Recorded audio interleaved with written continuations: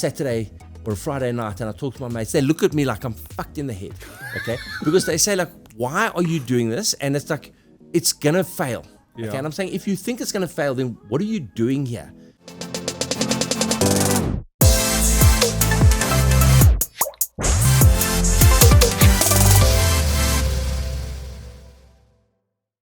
The first job I had at just 15 years old was at a Nando's in Alberton.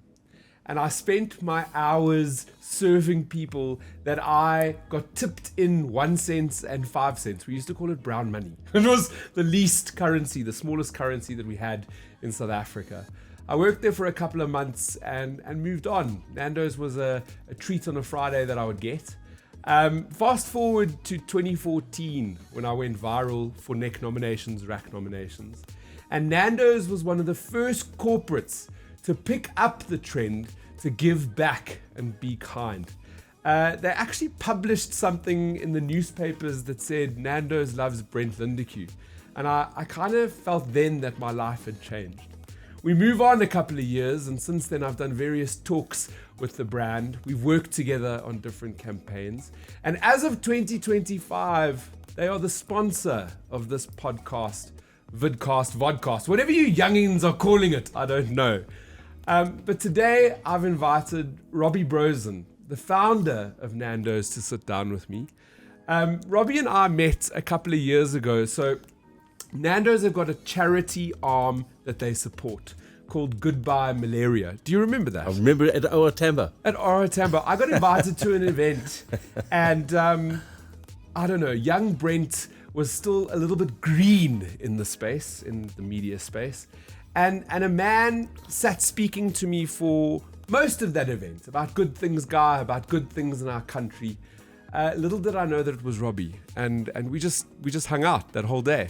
And I climbed into my car and I looked down at your business card, and I actually wanted to smack myself. I was sitting with the founder of Nando's, and you're just a guy. You're a guy that is incredibly passionate about Johannesburg, about South Africa, about chicken, about doing good, and you know, I started off like that because Nando's has been a big part of my life, and now we're jolling together. Now we're sort of working together on in another space. But it's great to have you on the show. No, thank you. It's a privilege to be here, and I'm delighted in this collaboration that we're doing. And I think you've never been green. I must tell you something. I think that you're a natural at this, and your positivity and your energy has been inspiring to so many people. So, you know, to me, this is beyond a privilege. Oh, Robbie. Promise you. So I know, there I said it, tick the box. Thank you, Nando's. I appreciate the support. But I brought you in today because you're still part of Nando's, but I don't want to say pivoted. We've evolved to something else. Yeah. Where you are championing Joburg and fixing Joburg up. Jozi, my Jozi. What a thing. Yeah. I mean, I think from my personal journey, founding Nando's, getting involved, the business outgrew me. And I think there's a point in time when you lose, not your passion, but you lose a bit of confidence and I wasn't good at what I was doing. I was really not the right kind of CEO to take the business to the next level. And I needed to hand over the business, and we did. We did that. Very fortunate to have fantastic partners in the Enthoven family that have been our partners for so many years. And so we sat down and discussed me moving away from the day-to-day of the business, and I called it the power of giving power away, because there's power in that. And I think a lot of founders often stay too long, but in that giving the power away, I went through a bit of a minor depression, I guess, because you stop being the man, you know. Like, what do I do now? Your phone stops ringing. You don't get invited to the golf days, you know, the kind of stuff, and then you end up playing golf. And I was saying, if you're going to wait in the barbershop long enough, you're going to have a haircut. So you end up doing nothing, and it's really quite I think it's quite depressing in a way. And then I found through Goodbye Malaria, I really found my mojo in purpose, and for me that was the pivotal moment in getting involved in founding Goodbye Malaria with Sherwin, Charles, and Kim Lazarus, and just seeing that how you can do if you look at a project like Malaria, how can we, through the kind of lens of Nando's, the way we founded Nando's, how can you do that with a cause? And it's been incredibly successful, due to the fact of Sherwin and Kim and the team that are doing incredible work. But for me, it's given me it taught me about purpose. And from that, my life has been so changed. I can't even tell you. And now at a point where we're fixing Joburg, and it's like, really the toughest job. It's the next job. I must just add that the Goodbye Malaria connection for me. So my father passed away from cerebral malaria, and when the podcast was young, when I was on Cliff Central, I actually had Sherwin and the team on the podcast back in the day, and they were speaking about the difference they were making in Africa, where they were literally saving lives. And so you took, that's your... I mean, it's like 4.5 million lives have been impacted on the work that we've been doing in Goodbye Malaria, and it really started with one life. Yeah. I can put it that way. And we've done it in a way that who says saving lives must be miserable? We've done it with color and with humor and with, giving, and again, empowering people to do the work from Africa for Africa. Yeah. Not really beholden to what's coming out of, Europe or whatever. So we've had to develop, that's why we developed the brand Goodbye Malaria, because we felt that we needed to be in control of certain things and do it in our way, which is, an African way, and being creative and it's been incredibly successful. Well, this is what I love, is that you created a business in 1987 that became incredibly successful, not just locally but abroad. There are Nando's everywhere. And then you were like, cool, let's now move on to this charitable space, the purpose space. And Goodbye Malaria, which was founded, 10 years ago maybe? Yeah, it's a bit more than 10 years, but yeah. And that's incredibly successful, making a difference. And now we've started Jozi My Jozi, which is a huge task at hand, but it's delivering hope in buckets, and it's creating real change. Again, in a different way. Yeah, and I mean, I think the real kind of source of the source, if I can put it that way, is being optimistic. But being optimistic, you can't be optimistic and hopeful without action. Yeah. Okay, and it's the first bit of action that you start doing, and the thing is, for me, that being based out of Africa, the kind of opportunity, we looked at Nando's from the perspective of what is our core competency as a brand that can go international. And we're not the best manufacturers. As Africans, probably the Chinese or the Turks or others can manufacture better than we will ever be able to manufacture. So what is the core element that makes Nando's so special is creativity. Because one thing that we have beyond is creativity as Africans, and particularly as South Africans. And so that was almost the essence of what Goodbye Malaria was, and the essence of Nando's then flowed into Goodbye Malaria. And then the opportunity of Jozi My Jozi came around, and I'm on the board of the Wits Business School, and in your lifetime you don't get a chance to really reimagine the city that you love so much. That I was not born in. I was born in Middelburg in Mpumalanga, so I still see myself as a bit of a boere youth, if I can put it that way. But Joburg, I came when I was 12, and it's been part of who we are, and it's part of the essence of Nando's, and the kind of grittiness of Joburg, and the swagger, and the kind of Joburg kind of ethos that's in us. And so when you start looking at how can we turn Joburg around, because everyone's given hope about Joburg, has given up hope. People are saying it's not possible. Joburg is beyond. It's beyond the point of being able to be fixed. And I know a lot of people who live in the city, and I say the city, who live in Gauteng, the greater Johannesburg area, who I would say haven't even been near the central city in the last, 5 years, 10 years. People just avoid it. It's like we pretend it's not here. Yeah, and again, it's what media is telling people. And people believe the media, and they don't experience it for themselves. They then pass that media on to people by saying this about Joburg and that about, and there are certain dangerous parts of Joburg. There's no question. But what we're doing with Jozi My Jozi is, how do we reimagine a city from the inside out? How do we make the invisible visible? Because the visible, the kind of people that should be looking after the city are not visible. And so we've really looked at it, and that's the Nando's ethos, if I can put it that way, is creating a brand from the inside out. You create brand by Nandokas, by the people that are working in the restaurant. You can create beautiful ads, but if you're not being served beautiful chicken, you're not going to be sustainable. And so for us to fix the city, we took that same kind of mantra, and to me, on the one hand, it's been the easiest job, because the creatives in Joburg, in the inner city, are off the charts. It is bursting with creatives and like globally good Robbie, creatives. in what sense? So you speak about like a creative. In what sense are they? Geez, in almost every sense. So let me put it to you. For example, there's an inner city university called the Maharishi Invincibility Institute. Okay, run by a guy called Teddy Blatcher. It's a free university. Okay, now Teddy has been operating in the inner city for probably close to 30 years. Okay, we worked with Nando's. I worked with him probably 25 years ago, where we did some early kind of work with him, and then I retreated as well. I was busy on a whole range of other things, and I forgot about Teddy, if I can put it that way. He's one of those invisibles that's just been pounding away and having an impact at a free university level, where Anglo-American, when they moved out of 44 Main and they moved to Rosebank, they had an empty building and they gave it to Teddy for R1. Okay, on the understanding that Teddy would raise 110 million into an endowment for the maintenance and the upkeep of the building, because they didn't want the building to fall into disrepair. They gave him the kind of challenge: give it to you for R1, but you got to raise 110. He raised 110 in 2 weeks. Now, this is at a time when the city, this is probably 4 years ago, when people weren't giving R1 into the city. Big property developers aren't investing. He goes and raises 110 million.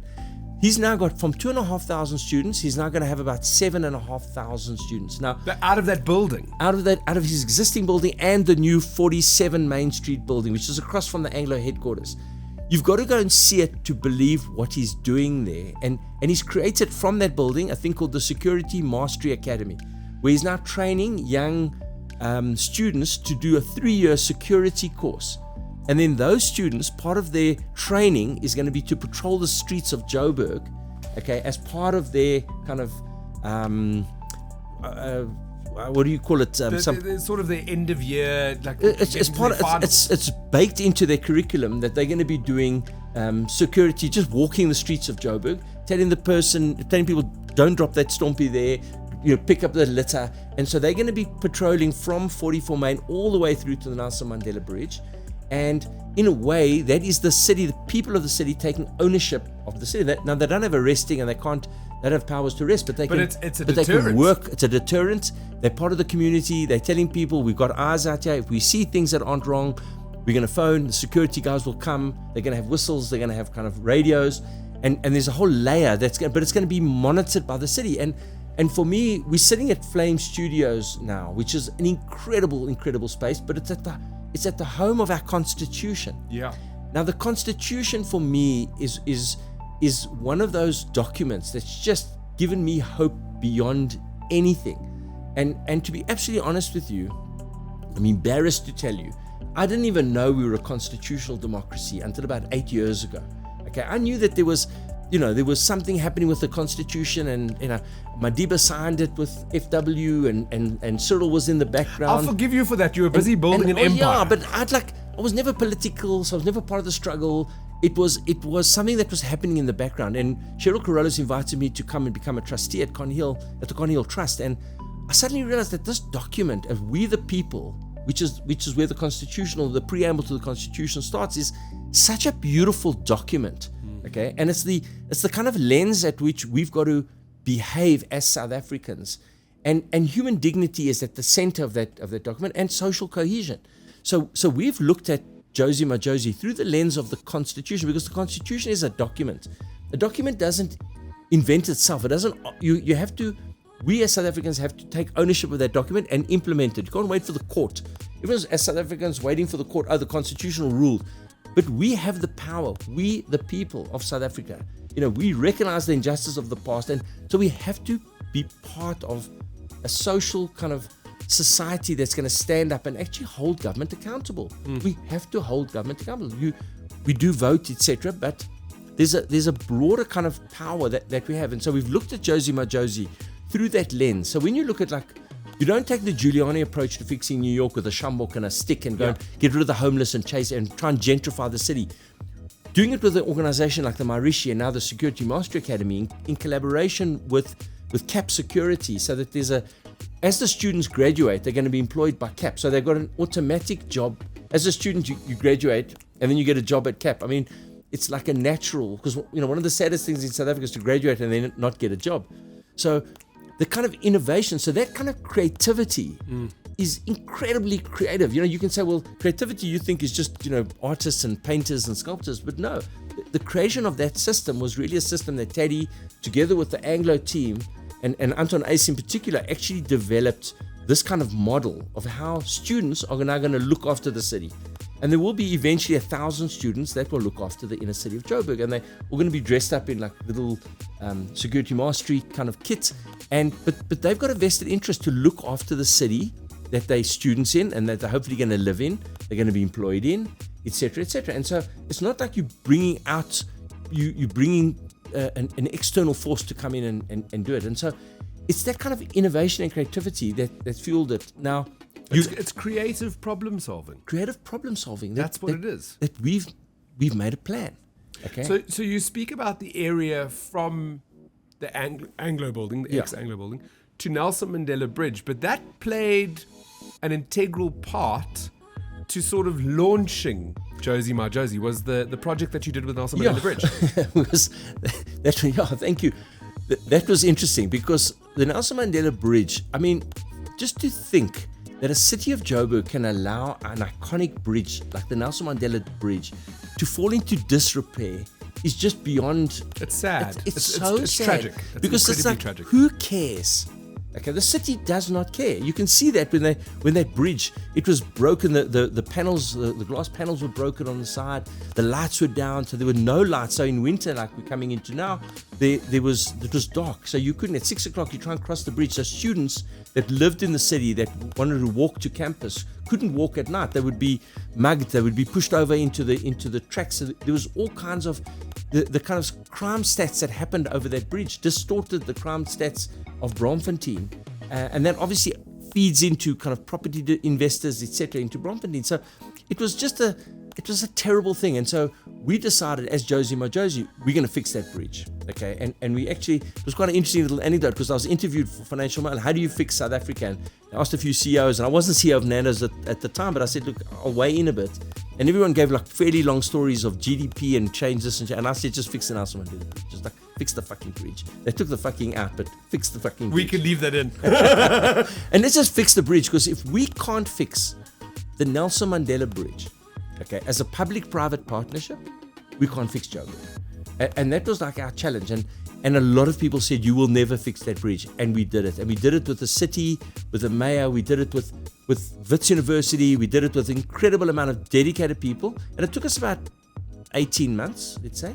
But I drove over the bridge this afternoon, and there's some beautiful new artwork that actually went on like yesterday. And ABSA came in to sponsor, Plate Glass came in and sponsored the glass. You cannot believe the bridge is going to be perfect for the G20. And it's just such an iconic, but for us, it was the challenge. Could you fix the bridge? Because if we couldn't fix the bridge, we can't fix Joburg. And if we fix Joburg, we fix South Africa. We fix the continent. You can't have a Joburg that is broken and that we all pine to go live in Cape Town. I love Cape Town. I think what the Mayor of Cape Town, Jordan, is doing is incredible. Okay, and we all love Cape Town, but we have to fix Joburg. A strong Cape Town is a strong Joburg. Yes, we have to fix Joburg, and we have to fix it in a gentle way through the lens of the Constitution, but it's got to be led by these kind of creative solutions. And then you add on a guy like Malusi Mhlungu, who's the creative director for Jozi My Jozi. The guy's next level. He was winning awards in America, best young creative in America, born in Soweto, did his education at Vegas School, then worked for a few ad agencies in South Africa, won best young creative, went to America, did 2 Super Bowl commercials, went to live in Chicago, New York, and then came home to reimagine the city. Then came home for Jozi My Jozi. And he started his own agency called We Are Bazaar. And the whole model of Jozi My Jozi is to bring young entrepreneurs, form their own businesses to sort social problems out.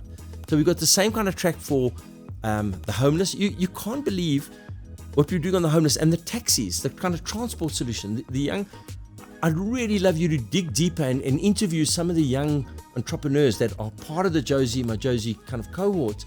These guys are incredible. You can't imagine their kind of optimism, but they're doing shit. Yeah. And it's get shit done. It's something that Adam Kraker from IQ Business has instilled on us. It's called Gishido that IQ Business does. It's get shit done.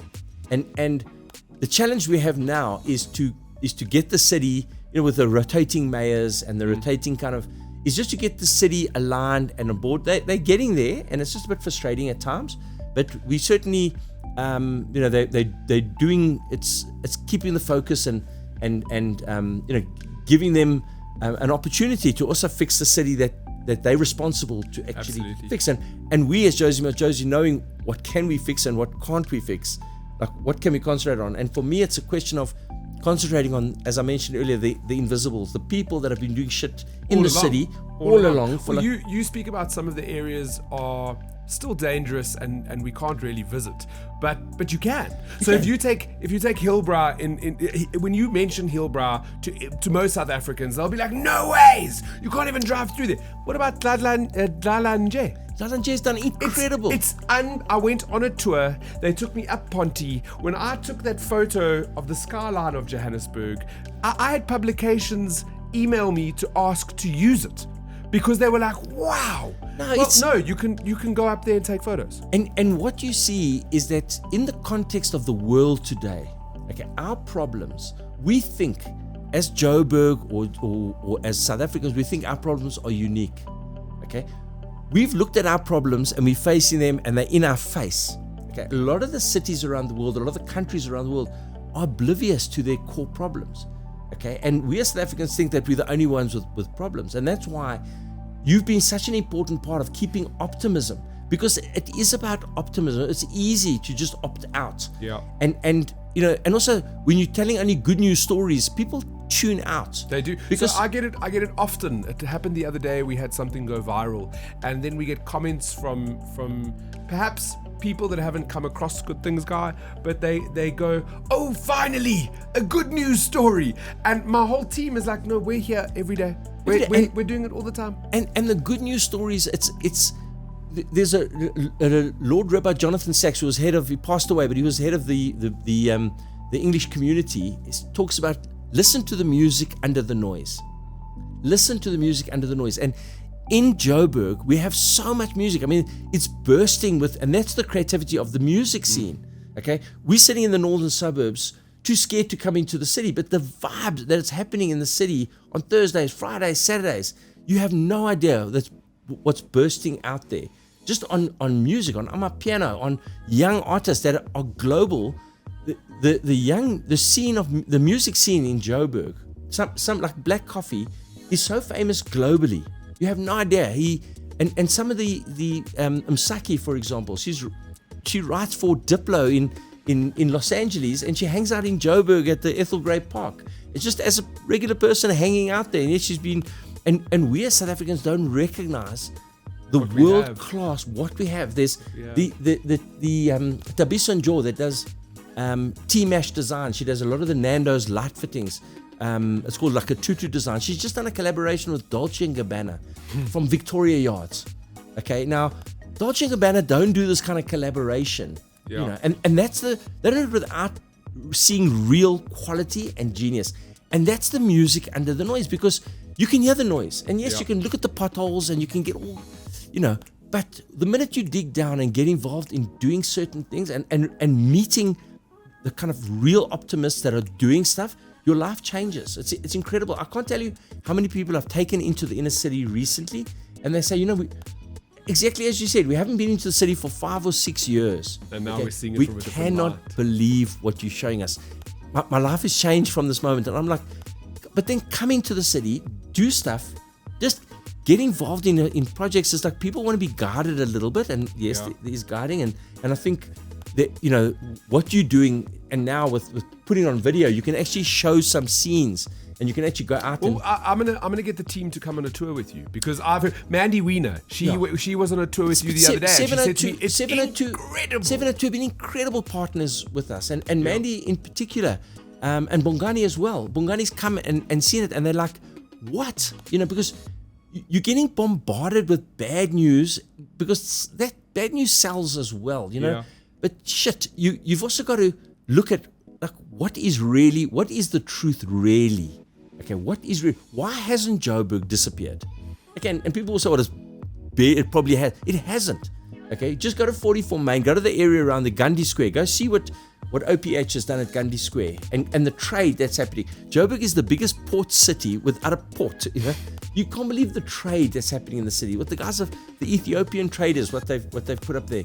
You can't imagine. And you need to be slightly brave and a bit curious. Yeah. And I'm saying shit can happen, but shit happens in Melrose Arch and shit happens in Sandton, in Nando. I was in Spain, and I was told on that Millionaire's Mile or whatever they call it, where the million people walk every day. There's the people that we were with, the tour guide said, "Put everything away. You will get mugged. You will get mugged." There's a kindness in this country that I say stems from the pain that we had in the past, the fact that we negotiated a settlement and a constitution. And there's a human dignity in this country that is like no other country in the world. And there are elements of bad stuff happening, but it's the vast minority of incidents. Unfortunately, it does happen, and it's never going to go away. But 99% of people in the city, particularly in the city of Joburg, just want to get on with their life and are doing the most incredible, the most joyous, and are so happy. And are so kind. You cannot believe the kindness. I can't even tell you how kind people have been. Robbie, have you seen from your actions and the certain changes that Jozi My Jozi has started making in the city? Is it bubbling over? Are there other people that are getting involved? Are there other corporates that are putting their hands up, going, "Let's make this work"? Yeah, I mean, there are a lot. So like Standard Bank have been incredible. Margaret Ninaba has been like absolutely a shout out, if I can put it that way. Eltron have been incredible. Absa Bank have been incredible. RMB and FNB, Martin and the property team have just been, but a lot of corporates aren't. Okay, yeah. And the things I get when I talk to my mates and I go sit at shul on a Saturday or a Friday night and I talk to my mates, they look at me like I'm fucked in the head, okay? Because they say like, "Why are you doing this?" And it's like, it's gonna fail. Yeah. Okay, and I'm saying, if you think it's gonna fail, then what are you doing here? Then do duck to Cape Town or emigrate or whatever it is. And so we need more people to get involved. A lot of the times people don't know how to get involved, because one of the things that we're doing is we're saying you can't throw money at the problem.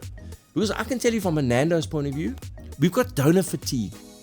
Everyone's come to us, will you support this thing, will you support that thing? And you give vouchers, you give this, you give that, and then next year it's a little bit more and a little bit more. It's not just you, it's South Africa. South Africa, and we're just tired. I'm like absolutely tired. So you need to have a way that, how do you embed the work that you're doing into a kind of social pact that you're doing that actually has commercial value, okay? In terms of the fact that, like, Wits University, for example, I mean, the students now, the fact that we fixed the Nelson Mandela Bridge means that the students don't have to pay taxi fare when they walk across. So it's had a massive impact on their students. It's had an impact on the shopping center that's across the road from the bridge, because people can now start walking across and engaging with the shopping center that have never done that before. So there's a benefit, there's a financial benefit for doing certain actions, and certain of the corporates that are in town, so Standard Bank and RMB and FNB, Absa, are staying in the city. Transnet have been incredibly positive, and Transnet have now decided to stay in Carlton Centre, and it's incredible. Just the fact that they're staying in the Carlton Centre is going to have a massive impact on that whole precinct, because it's just positive. The Rand Club is magnificent, okay, and it needs more support. It needs more people. But you need corporates to find that like kind of point where it's not just throwing cash. I'm not going to give a donation. They must find out how they can involve their employees, or some kind of way that engages with their brand. Nando's is going to engage now properly. We're going to do some really cool stuff. I can't tell you what we're doing because I don't know. Because they don't tell me everything. But I do know that the team are extremely excited about it, and there's certain things that they're going to be coming up with. But it's because we're a brand now, and we've always been a brand that's about hope and optimism. Yes. And it's been a brand that really has been a social commentary brand, but I believe now we have to have civil society activism as well now. It is about activism. It's about activism. People getting involved. It's about people getting involved. We cannot sit back any longer and watch things happen in front of us. Like, we have to take responsibility. If Joburg works, then it works for all of us. It works for everyone. And the thing is, what you realize, and you are shining, okay, because you're doing good. Okay, what you find is that it's like karma is part of the program here. And when you find you're doing good, if you're doing good for the right reason, Yes. good comes back at you in unexpected ways. It doesn't always, it's not transactional. Okay, but what you find is that the kind of karma that comes back to you comes back in so many different forms. And the joy of purposeful living, where you're not just, it's the Ubuntu theory, where we are because of others. Okay, and you start living it, you start finding that it's just like a bit of a, it takes time, and you just, you got to trust people, and you got to empower people, and but as I said, most people just want to do good, and then you find that in doing good, you find good, and then you see good, and then you start thinking good. Thank goodness there's people listening and watching, because you're literally speaking to the converted. I learned that a decade ago. Yeah. I got involved in this good news space, and it changed my perspective of Johannesburg, of South Africa, and the world. And that karma that you speak of has been a beautiful thing, because it opens up doors, and it does really change. And so hopefully this conversation has inspired someone who maybe looked at the city in a sad way, that maybe didn't know how to get involved, that maybe didn't think of how they can be a better citizen. So my question to you, the last question, is how do people get involved? Because that's what Jozi by Jozi is doing, right? You're creating opportunities for citizens to do things, to get involved. Yeah, I mean, I think that everybody can do their little bit in their neighborhood. They don't have to come to the CBD if you want to do stuff. You just stop groaning and moaning and talking shit, and just start fixing. Anybody can get involved in forming little units in their area to come and do stuff. And you can say, well, I pay tax, and therefore I don't want to clean up. But you look at the pothole patrol, what they're doing. It started with an idea, and people doing stuff, and the green team that CAP are doing. And so you as an individual, first of all, read the preamble to the Constitution. Yes. Okay, so understand your core rights, and understand your core essence of who you are as a South African. So that would be job number one. Read the preamble. Okay, that's your entry level into, and then looking and saying, okay, I have a right to actually have a voice, and I also have the power to do and inspire certain people and certain things. I don't have to sit and wait for that to come. And it's just that little movement that people start doing things in their area, painting up certain things, start just getting involved with a few little projects in your neighborhood. If you don't want to get involved in the CBD or to get involved in Jozi my Jozi at this particular point, we're busy with some projects that we can engage in a much bigger audience, that we can engage people on like a homeless program. We're busy with a whole program, and on the taxis and the cleanups as well. And the cleanups as well. But I'm also one that I don't believe in going to, for example, on Mandela Day to go clean the inner city, and then you move back to Sandton, and then the city, and the next day is dirty. The inner city's got to clean itself. You can't go do. I've stopped doing that, because that's just heartbreaking for me. People have got to look after their own patch, and you've got to take ownership of it. And if you want to live in dirt, then live in dirt. But the reality is that the small inspiration of stuff that you do, you don't realize the impact that you're actually having. And it's just stopping to talk negatively. Yeah. Exactly what you're saying is just look for the optimistic side. Be kind. Wave at somebody. Don't be. Just give a smile. You don't know what that smile does to somebody, and that's the smallest thing that you can do. Don't be grumpy. The guys that, when the robots are out, okay, they're out. There was a power failure in Lisbon and in Portugal and Spain. Things happen, and yes, you can look at it negatively. We're gonna sort it out. Okay, and we're going to sort it out for a responsible government. And thank God we've got a government of national unity. Yep. But what we're doing now, we're going to hand over whatever we're doing to responsible officials in time that will run this in a way that we're all proud of. But we have to be doing some shit, and you've got to just start. So a smile. Read the preamble, start smiling at people, be kind, be nice, have human dignity at your center, and then look around and say, well, how's my life changed? Yeah. And you'll see amazingly how that karma sets in. And it's not, your journey is so powerful, because it's not just bullshit, good things. It's real. It is there. When I listen to you, I know in the stories that you tell on a Friday on 702, you can tell 50 more of those stories. I know. I mean, I could feed you 100. Oh, but they are. There's so much many. good news. But the 2 or 3 bad ones that really hit the press. So just it's just all about the good things, and it's amazing how that impacts. You do not know the impact that you've had. I can tell you, Robbie. No, I mean it. I invited you because yesterday. it's bloody hard. I'm telling you, my mates are saying to me, like, it's so hard sometimes, because you sometimes think, am I fucking cuckoo? You think to yourself, like, am I, man?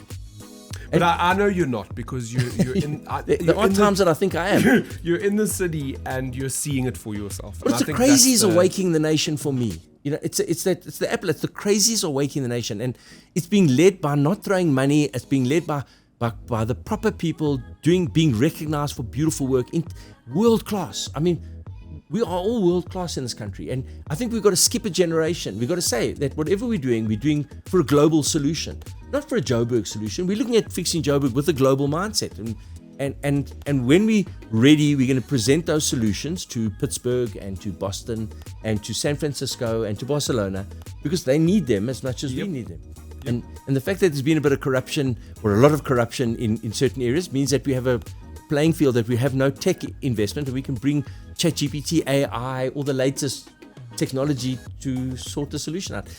It's astounding. I don't know. You must feel the passion through the screen, or through what you're listening, however you're listening. Robbie, I only think this can go onwards and upwards, and it's going to be successful. When we speak about getting involved in your community, so we get to write incredible articles about things like Jozi, my Jozi, tidy towns, the better solutions, better Bedford View, better fourways. There are communities that are taking up arms and becoming active citizens, and I think that's how we make the difference. And those people doing it are enjoying it, I can promise you. Absolutely. Frustrating, but it's enjoying. When you put your head on, the pillow at night, you're like, it's been good. It's been good. Robbie created, like I said in the beginning, successful Nando, successful Goodbye Malaria, and it will be a success. No question. Jozi, my Jozi, thank you so much for being on the show Thank today. you. Thank you. So lekker. I need you to like and share, and what else? We need to subscribe and follow, and I don't know what you need to do those things. But more than that, even if you don't, become an active citizen, because that's how we make a difference. What a great show. Like I say every week, wishing you only good things. Okay, love you, bye.